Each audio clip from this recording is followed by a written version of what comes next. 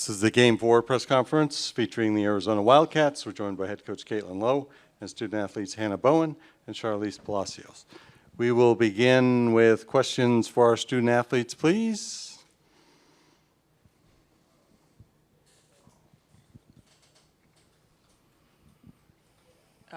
This one's for Sharlize. Ian Sachs at Arizona PBS.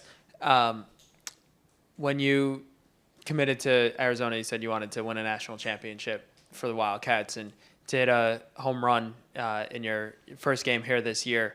How special was that, and what went into that at bat? Yeah, definitely a lot of advice from Kate going into that at bat. It was definitely not just getting my head down and instead just getting ready for the next at bat. And I definitely slowed it down, and it was a really great feeling to be able to do that for my team and get us ahead. Barry? Yeah, Barry Trammell with the Oklahoma. And Hanah, you kept them at bay all game until that sixth, and then the gal hits one over the center field fence. What happened on that at bat? I think they just capitalized on pitches, and especially in the right moments.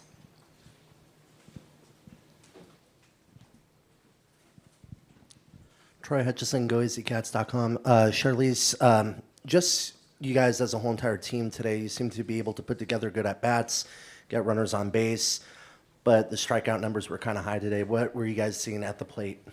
Yeah, I think we're seeing one of the best pitchers in the country. I think that's the big part. She's a really good pitcher, and there's going to be strikeouts, but I think the way we bounce back, a big part of our momentum shift was when Sophia Carroll got that amazing up the middle hit, and everyone kind of opened their eyes and like, hey, let's pass the bat, we can do this. And I mean, we're facing one of the best, and they were facing one of the best too. So I think that's what the game ended up to be. Go to PJ Brown. Hi. This one's for, let's see, I guess this one's for Hanah Bowen. What was working for you today? I mean, there was so much that you were just getting out of jams, and you were pitching really efficiently, and then the sixth inning happens. But what was working for you today up till that point? I think just moving both sides and using my off speed to keep them off stride, go up in the zone and start getting jams. Anything else for our student athletes? One more over here. For either one of you guys, what will be the mindset going into tomorrow? How do you erase today and just look ahead to tomorrow? Let's go with both, and we'll start with Sharlize. I definitely think that us not getting our heads down is the biggest thing. We played an amazing game, and it was one pitch that changed the difference. And you take away that pitch, and it's a different game. And I think the great thing is that we're an amazing team. We're meshing when we need to mesh. Our pitchers are still doing amazing. It's not anything, there's nothing lacking. And it's just, that's the way the games are when you get to the College World Series. There's only 8 teams left. It's the best of the best, and that's what's going to happen. So I think we just have to play our best game and just focus on the next pitch. Hanah? Like Shar said, we have to keep our heads up and not get down on ourselves, because I believe in this team. I believe so heartedly. And we just got to come out there and compete and do what we know how to do. Anything else for student athletes? All right. Hanah, Sharlize, thank you very much for your time. We appreciate it. Thank you. Questions for Coach Lowe, please?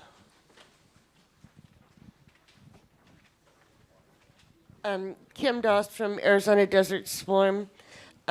Kate, was there... Hi. In person. Yeah. Was there any thoughts after Bo had that trouble before the sixth where she loaded the bases? Was there any thoughts of going with Devin at the beginning of the next inning, or did you think because she got out she was gonna? I thought when she got out of that, it rolled her into the next one. And, I thought she had the stuff to get through them. And really, I think Shar said it perfectly. They capitalized on one pitch. And we've been living on that one pitch this entire postseason, and they had it tonight. And I thought, Shar had it with her home run, and we put ourselves in good situations. We didn't get the big hit when we needed to.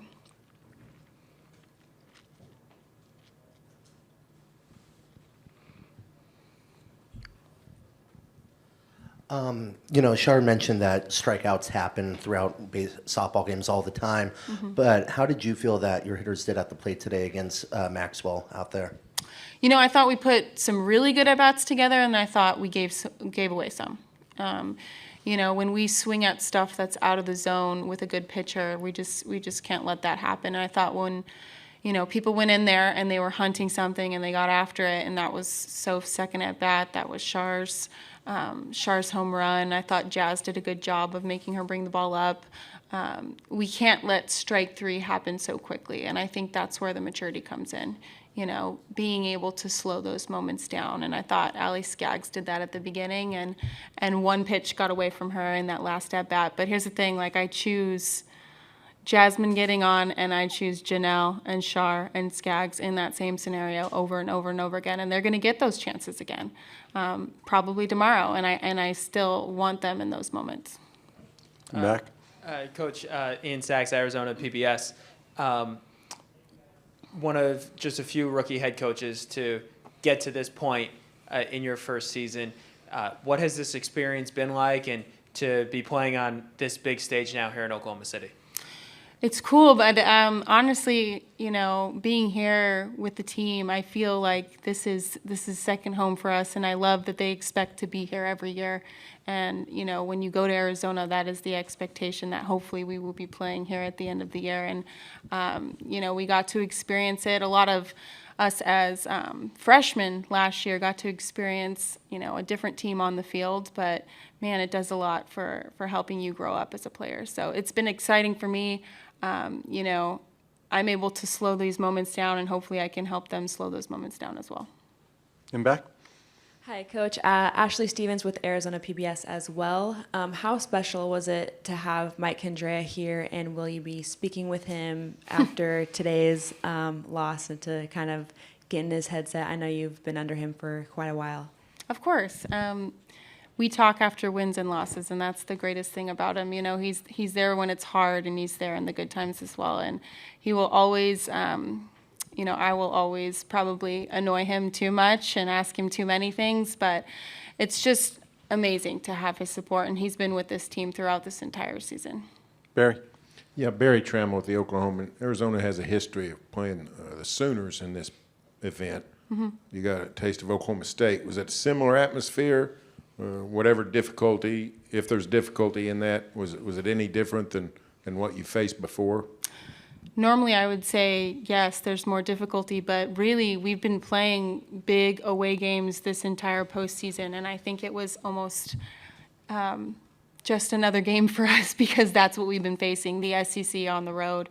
And let me tell you, it gets pretty loud. So we knew it was going to be a tough game. We knew they were going to have the crowd, and I thought our family and friends held their own amongst that crowd, so I was pretty proud of that. Back over there. One more time, Coach. Transitioning from a player to a coach in these moments, are there any differences in your mentality as a coach? And what do you encourage or, help your players get familiar with the moment? What do you do? Well, I think as a coach, you're helping 18 different individuals control their own moments, and they all handle it differently.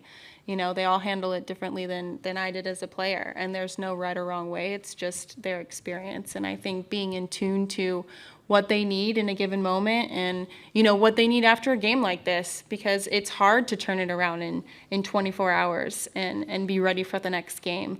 But Oregon State and, we're in the same boat. We just took that loss and we're playing each other. So it's who's going to show up more so in the headspace because we have the talent. Both teams have the talent, but who's going to show up ready to play? Ian. Hi, Coach. Me again over here. You mentioned that run that you went through of going and playing at those power SEC schools. What's been the magic formula for this team that has gotten so hot so late? We believe in each other and everyone to do their jobs, and I think we realized that we didn't have to fight ourselves solo.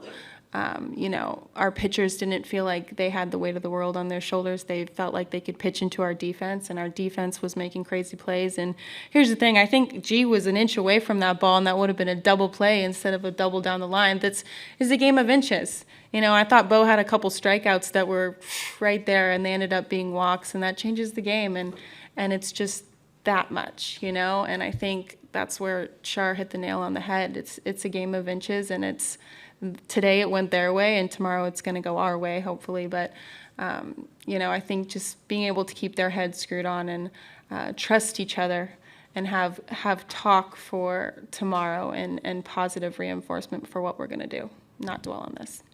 Eric Lopez? Coach, obviously you mentioned the quick turnaround.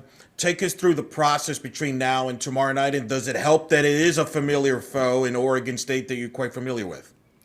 I think it helps in the sense that we're not going to, obviously we'll do our homework, but we know them and they face those pitchers, and our pitchers have faced those hitters, and I think that helps us a little bit for the turnaround. Yeah. PJ Brown? Hi, Kate. I'm on Zoom. Hi. Unfortunately. Fortunately, the plane didn't get me there. This was a great game. Unfortunately, you just ended up on the wrong side of it. Now, as you talk to your team, what's your message to sort of get them in the same headspace for tomorrow, that they come out the same way they came out today? Well, I think we talk about how those, that one pitch can change the course of a game, and they have to believe that the next pitch is going to be their best pitch, whether they struck out 3 times today or not at all. And I think that hope and that working towards the next one, because it's going to turn around. I think that's what we've been doing all postseason. We start striking out and we end with base hits that matter. So I think just keeping their heads screwed on and knowing that the next one's going to be better. All right, last one here. Coach, obviously you guys have played Oregon State this season and a lot in the Pac-12. Mazon's been one of their better players throughout the year. She did not play in the first game. She was unavailable. How do you go about preparing for a team when one of their best players may or may not play? Well, we prepare for all their pitching staff, and we have plans on whoever is going to be in the circle, and I'm sure they have the same thing for us. And we know it's going to be a tough game. They hit well, they pitch well, and they come out with a lot of energy. So we're really looking forward to playing our game, hunting our zone at the plate, and kind of getting back to what we do well. Coach, thank you very much for Thank your time. you. We appreciate it. Thanks, guys.